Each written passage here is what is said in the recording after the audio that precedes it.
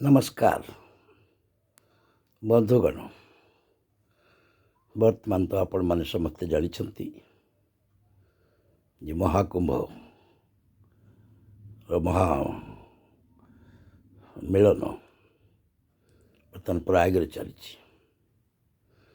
मो वर्तमान यही महाकुंभर एक घटना जोटा कि चतुर्थ पंचम शताब्दी घटी ताहाटी कहवाई जाऊँगी। जितकी बेले कि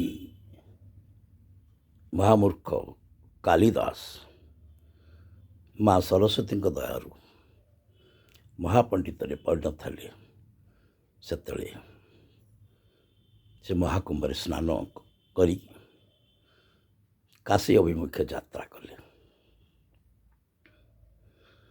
जिते से काशी अभिमुखे यात्रा करुछती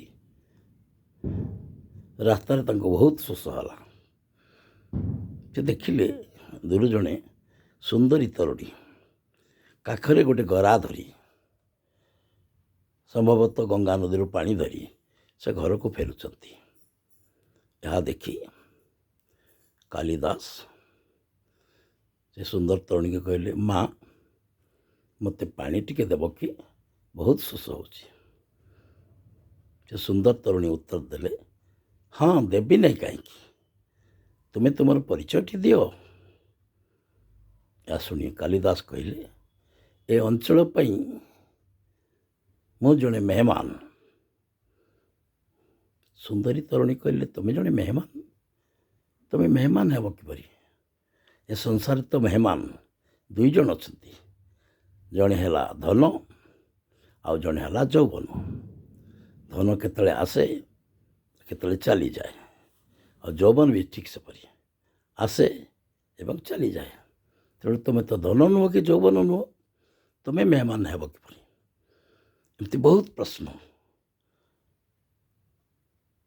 पचारि था सुंदर तरुणी। कालिदास उत्तर दे पार न। प्रश्न उत्तर चली थाए। शेष व्यस्त हो शोष आतुर हो कालिदास कहले, जे माँ मत बहुत शोष हो, जड़े मूर्ख महामूर्ख भावी मत पानी टिके दिंतु, मो तृषा मेटाइबी। या शुणी से सुंदरी कहले, तुम्हें मूर्ख महामूर्ख हेब किपरि? महामूर्ख तो संसार दुई जन अच्छा, जड़े है से ही मूर्ख जे कि पाठ पढ़ी नथिले भी निजर राजांकर पुत्र बोली से राजांक परे राजगादी बसी थाए, राजा आई थाए। आउ जड़े महामूर्ख है जे कि राजा को खुशी करने चाटू कथा कही दिन को राति कही था जो थे राजा खुशी हेबे। तुम्हें तो यही मूर्ख भी नुह। तेणु कह शुणी कालिदास शोष आउट पाउट हो से तरुणी को गोड़ तले पड़गले। कहले, माँ जहाँ हो मत पानी टिके दियो।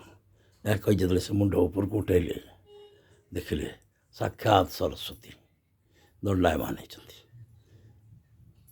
सरस्वती कालिदास को कहले, जे पुत्र तुम्हें महापंडितर बर पाई मोठू, किंतु यहाँ हूँ काशी राज्य, ये तुम्हें परास्त हो बोली कही। तेणु ये तुम्हें परास्त हो जाओ, यापर तुम पांडित्य संसार रे प्रसार कर। तापरठू कालिदास